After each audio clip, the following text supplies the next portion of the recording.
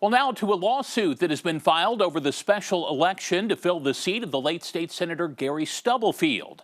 Governor Sanders is a defendant in the suit. She wants that election to be held in June.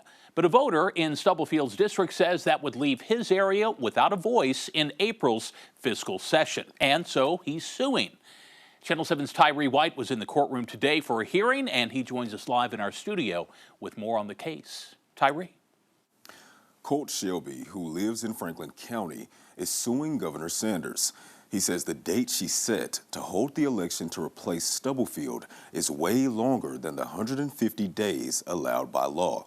Sanders says it's impractical, but she hasn't explained why. The state argued today that she doesn't have to explain. The question now is, if the governor can decide the election is burdensome for whatever reason, is that legal? It's been almost 30 days since Governor Sanders declared Stubblefield's Senate seat vacant.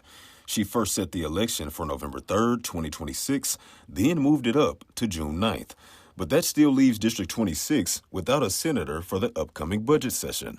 Funding for Sanders' proposed 3,000-bed prison in Franklin County is expected to be a hot topic during that session. But the lawsuit isn't about the prison. Coach Shelby is asking a judge to force a special election much sooner.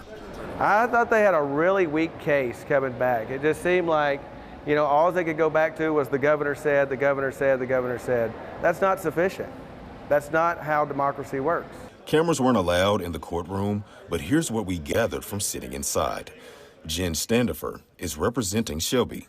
Their argument is that having this election so far out is unconstitutional, and that Governor Sanders didn't give a good enough reason why holding it sooner would be a burden.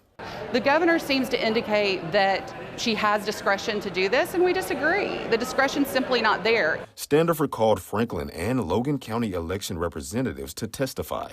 She asked if they could handle the June 9th date. They both said they could, with some extra effort.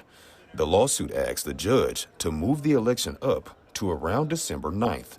Both county reps said they could probably make that work too. Because we do want to move it up, but we also want to make sure it's a good, fair, honest election, and we want it done right. The state argued that representatives from the other District 26 counties, Johnson and Sebastian, were not included in that testimony.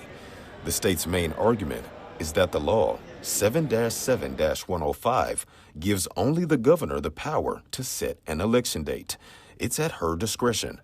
So they say the court doesn't have the power to intervene.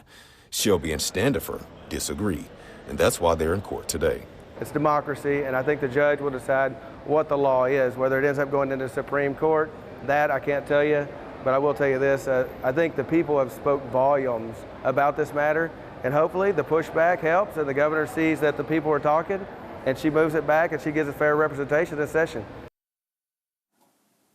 Shelby's attorney pointed to a similar situation in 2021 when former District 7 Senator Lance Eads resigned. There was a special election, and District 7 had a new representative within the 150 days. Shelby's defense says, why can't the state do it again? On your side, I'm Tyree White. Okay, Tyree, thank you so much. Judge Patricia James says that her decision in this case will be coming very soon.